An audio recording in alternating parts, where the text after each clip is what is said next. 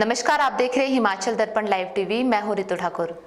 आज मैं आपको सुनाने जा रही हूं एक कहानी जिसके लेखक है वैद्य हरिकृष्ण पांडे हरीश, जिन्होंने कहानी का शीर्षक दिया है कि पारंपरिक बर्तनों को पूछना शुरू कर दें।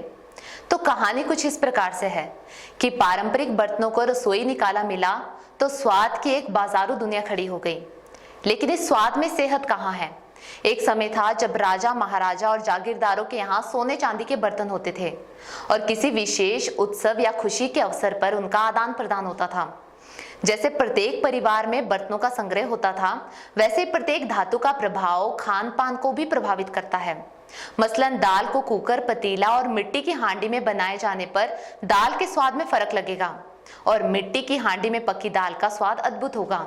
इसी तरह गुणों की उपस्थिति भी मौजूद होती है।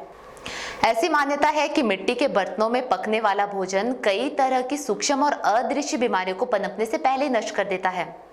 वजह यह है कि इसमें पके खाद्य पदार्थ के तत्वों का अवशोषण कर अखाद्य अंश नष्ट हो जाता है।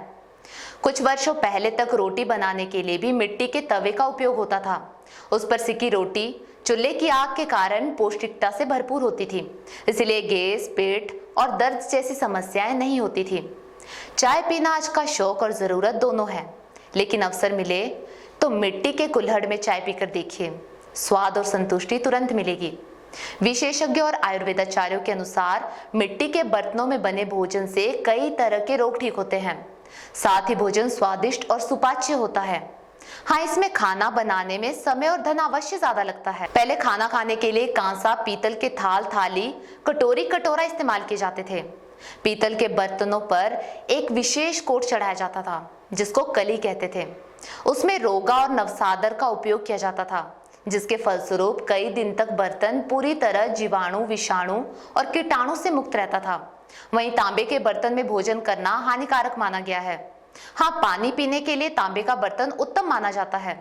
वास्तुशास्त्रों के अनुसार पीतल, तांबा के बर्तनों को रखने से सकारात्मक और शांतिमय ऊर्जा का निर्माण होता है। समय के साथ बर्तनों में खासा बदलाव आया है। अब बर्तन साफ सुथरे, चमकीले तो होते हैं, लेकिन मिश्रित धातु के होते हैं। हालांकि इसके उपयोग में कुछ फायदे भी हैं। जैसे पीतल के बर्तन में खट्टी चीज खाना हानिकारक था, क्योंकि इसमें अम्लता यानी खट्टापन बढ़ जाता था। लेकिन मिश्रित धातु के बर्तनों में ऐसा नहीं होता है।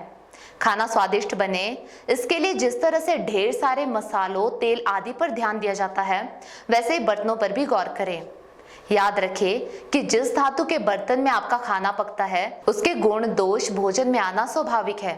मसलन आप दाल, सब्जी, रोटी बनाने के लिए लोहे का तवा, कढ़ाई आदि का उपयोग करती है, तो भोजन में लौह तत्वों का समावेश होगा और लौह तत्व यानी आयरन की पूर्ति होगी।